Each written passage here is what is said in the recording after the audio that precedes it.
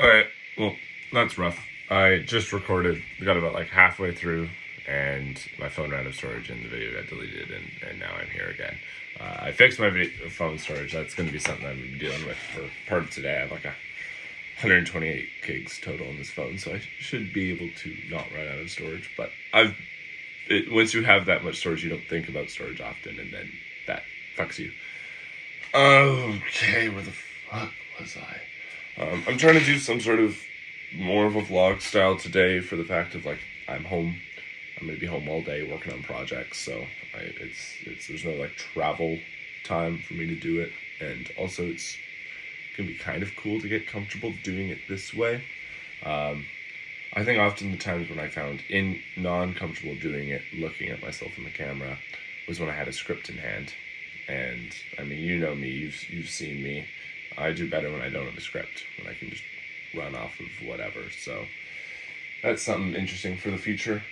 Quick response on your response on Dunbar's number and so on and so forth. Thanks for searching that up again. I was too lazy to. 150 sounds about right. I've also heard it to 200. Few big things. One, I think your tier list of time upkeep makes sense. Few issues that I have with it. One, the tier 5, when it comes down to being a front-facing figure, I think is inherently different for me than it is for someone like Mr. Beast, for more than just numbers. One, everyone knows that Mr. Beast is in this front-facing role. Everyone is very well aware of it, and so then if people go and say hi and meet them, they're not expecting that Mr. Beast knows them. Versus myself, while I'm in, obviously not as large of a front-facing role, still a pretty big one, but within our own community, it's not super obvious that I am. And so students will come up to me and they're like, hey, I was like just wave at me from O Week. And I'm like, you're one student out of almost 2,000. And they expect me to know them, and I'm like, I don't. Like, it's a weird difference of just expectations of what I can and can't do, as well as for the fact of I'm interacting with the students so often that a lot of them are expecting to move up from the tier 5 level to the acquaintance level, almost all of them, and that makes that tier 4 extremely bloated. And there's people who are in like the tier 4, tier 3 range who started out as tier 5, who like I see every week, once a week this term at minimum. I have no idea what their name is. I can tell you what program they are. They're a Chem 26. No idea what their name is. And I definitely knew their name at some point in time. And as those people, it was like, I'm putting in more upkeep with them than I would think I would need to for a tier 4 acquaintance, but I still can't. I still don't have the time, right? Like my brain still can't. Also, the numbers you gave for each of the tiers is so interesting, because like I would agree with you on like how many people I have in my tier 1. It's almost smaller now. Like I would say I pretty much, for the amount of hours I put in, it's pretty much just Shada. I haven't really had a lot of that tier 1 friends out here, and it's just how it is. But I have quite a few tier 2s, like more than that 10 to 15. I could probably easily say close to 50. And then my tier 3s are massive, right? Like I think of just tier 3s that I have at other schools across the country, I have maybe close to 70, let alone how many I have at Waterloo, let alone how many I have back in Kelowna. So life's weird. It's a weird setup. Like, I don't know. I think you're right that like, and what I was talking about, me having more time will make this better, but it comes down to how much better that tier 5 to tier 4 relationship works out, which I think in my new role will be better. I'm not going to be at all front facing at Waterloo, and I'll only be front facing within the external community, which is small. Like I work with my 16 VP externals across Ontario, and then I talk with a lot to the VP externals across Canada and the rest of the team. So these are all people I should know. These are all people that they're small groups, and I should be able to take the time to see them. But also, there's going to be big gaps for when I see them in person and not. So things will get weird with that too. But yeah, it's an interesting science. I don't know how I feel about it. I don't know how it's going to turn out. I think I also have probably just high expectations of myself of trying to take too many people into that 4-3 level. I also think I'm just as a super outgoing and nice and happy person, a lot of people are expecting when they get that they're going to be moved up to that tier 3 level. And I just don't have the ability to do that with everyone. So I don't know. It feels like there's expectations on me from people to be more in those higher levels than what I can actually give them. And then it gets awkward when they expect to something that I can't give. In terms of motivation, so while it seems like I have my shit put together, motivation's still hard for me too. Now I have kind of two main ways that I feel like I've been able to help my motivation. And three main ways. And it's one I don't think is something that you can do. It's something that just works with my personality, and I don't think it's completely healthy, which, I mean, I'll just say it, is filling up your time and forcing yourself to be productive.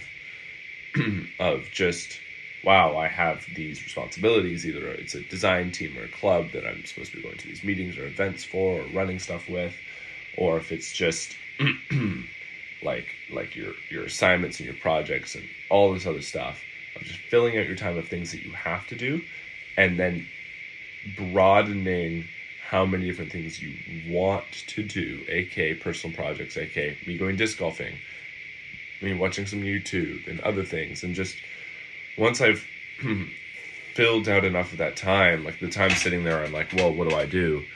More often than not, I'm gonna have to go do something relating to one of the things that I like have to do. Like it's just a non-option for me. Like, oh, I have a due date. And as you get further and further and better than this, you know, like, oh, I have 3-4 things due in 5 days. Well, I have to, like, maybe any single one of them I could do on the day. They don't take that long. There's so many of them I have to start earlier. And it comes down to a lot of just that time management skills and motivation and stuff. Now, when it comes to motivation of doing things past that, right? Like, it's not that healthy to fill out your schedule like that. And it doesn't really fix the idea of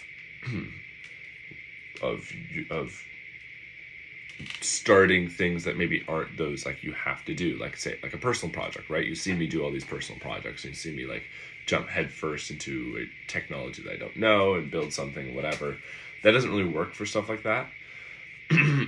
And so a big thing that I've found, which is good, is splitting up my day of when and where I am playing and when and where I am working. And it helps a lot. There's a reason why I don't play games on my computer anymore, and it's for the fact of it blurred the line between where I was playing and where I was working so much that I'm sitting here at my desk trying to get work done, and all I can see is the symbol of whatever game that I've been thinking about playing. And just your body is set up in the same spot that you would play in. And so splitting those helps split your brain and helps, like, okay, I'm sitting here, I'm doing work. Which is one of the main reasons why I also hated online school. Of just, I couldn't do that. I have my desk. I'm having to work here. And also, but I can't go anywhere. And so I'm also going to have to find a way to play here too. And it made things difficult. It absolutely did. So there's a lot of doing that, of just splitting up where you do it, which is easy. Like if you're going to go do a physical activity, it's easy to split that's your play at the gym or at the soccer field or whatever versus when you're at home. When you're doing personal projects, you kind of want a third spot, I would say. If you have your play spot of going like your brains off, you're playing, whatever that is, games, sports, whatever. You have your kind of middling work spot where I have my Raspberry Pi set up and some monitors and working on stuff, and that's in a separate spot because play would distract me from that, but that would distract me from work. Me sitting here and having an assignment, I would much rather work on a coding project than looking at this assignment. So it's splitting that up, and like CGP Gray's video on Spaceship U is incredible. If I was staying put in one spot for long enough, because I move around so much and I've had like the time to think about it, I would implement even more things from there. Okay, well, it cut out again. Thankfully, it has the video saved from the first 10 minutes or so from this, so I'm going to use it and just chop these together. Just good old smash cut. Spaceship U, great video. Splitting them up, it very well helps, and you'll be weirded out by how well you can just sit down in one spot and be in the headspace. And another thing is if you aren't in the headspace and you aren't able to do it and you sit down and you're like, fuck, I can't do this, don't just sit on your phone here. Get up and go to a different area. Just get up and get out of there. Sit there, maybe try for a little bit, get up and go, because you don't want to corrupt this space. I'm a little bad at that. I'm not perfect at it. It's something I'm going to try to do when I'm in Austria, of setting up my work and play spots I'll have an easy work spot at the office.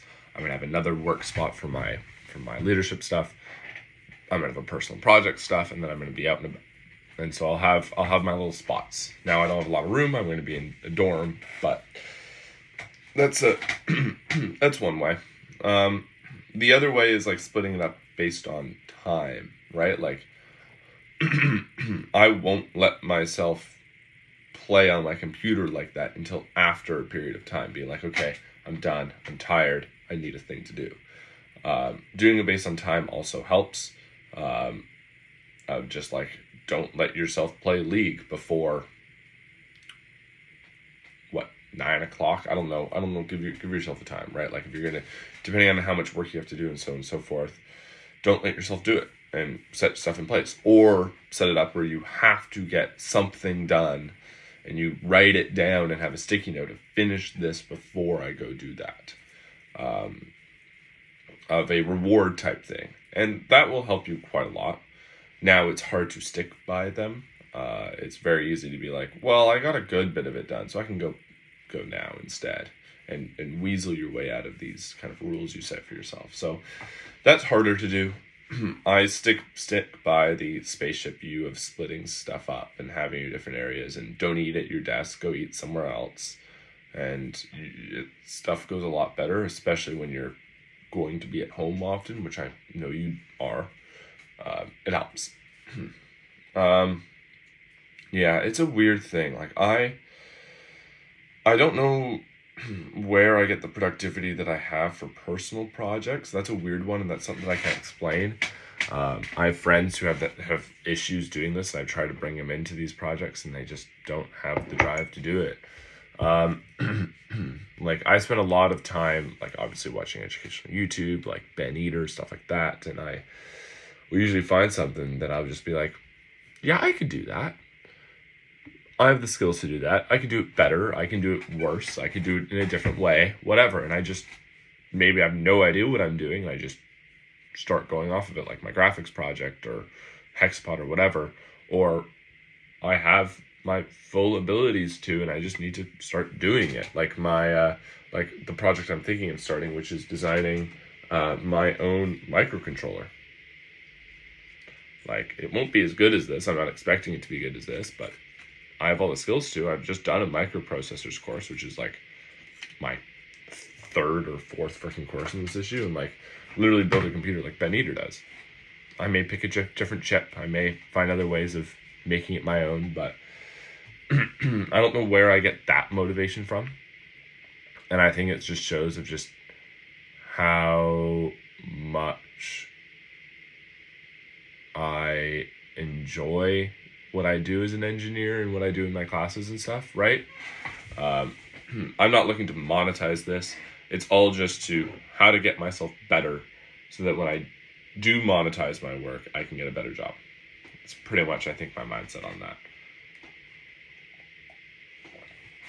I'm trying to think of other tips I have for productivity, but I don't know. Like, I wouldn't say I'm the best. I'm literally busting off whatever project I should be working on right now to do these videos, and I've restarted it once and started halfway through again, so like it's been like a half hour. Who knows? So I think another thing is to not beat yourself up. Know that while you may not be perfect, no one is. That's often cited as one of the biggest blocks for people to get better in any way, shape, or form, especially like psychology stuff, like motivation, of just putting up the goal of perfection. Of, well, these people are perfect at this, so I must hit that. When all reality, they aren't. It's just maybe what you see. The amount of people that I've had come up to me and be like, how do you do this? How do you do that? Like, wow, you're so cool. And I'm like, homies, you're seeing the part that's put together. That's what I'm allowing you to see. You are seeing all this. That doesn't mean I'm perfect all the time, because I'm extremely not at this stuff, right? Like I still look at myself as having issues with motivation. So it's an interesting thing, and setting up of where your goals are is important, and understanding that doom scrolling Instagram is something that I still do, right? I absolutely still spend way too much time on my phone in a day. I still spend way too much time looking at Discord when I should be doing assignments, so on and so forth. Like, there's so many different things like that I do. And I beat myself up over it. And I probably shouldn't as much as I do. But, yeah. It's making, I think, here. Let me reiterate. Spaceship U. Watch that fucking video again. Do it. Now, there's areas of that may be a little extreme, like he painted his workroom. That's a lot. But splitting it up. I know you. I know you have your desk downstairs, and I know that's your all desk. And that is not the best. There's a reason why I haven't spent a lot of time at this desk here in my room this term. I've had to get so much work done, and I've set myself up that on campus was that work spot. Here, because the co-op term before, this was my like work on project stuff, less of a work spot, and it was harder for me to kind of get into that mind space at the beginning of the term of this was a work spot. So I don't know what to say. I'm gonna have to figure out what else to say. Yeah, I'm curious in your thoughts on those ideas in terms of motivation. I hope you watched the Spaceship U video before responding. That's a good place to be. You've probably seen it before, but it's like, again, one of those things. It's just like you hear it, you're like, oh, that's cool, it's fun tricks, whatever. It works. It really works. At least for me. Thing is these types of things won't work the same for everyone. So like, I may be giving you stuff that just will not work for you. And that's okay. And that's another thing of just not beating yourself up over it.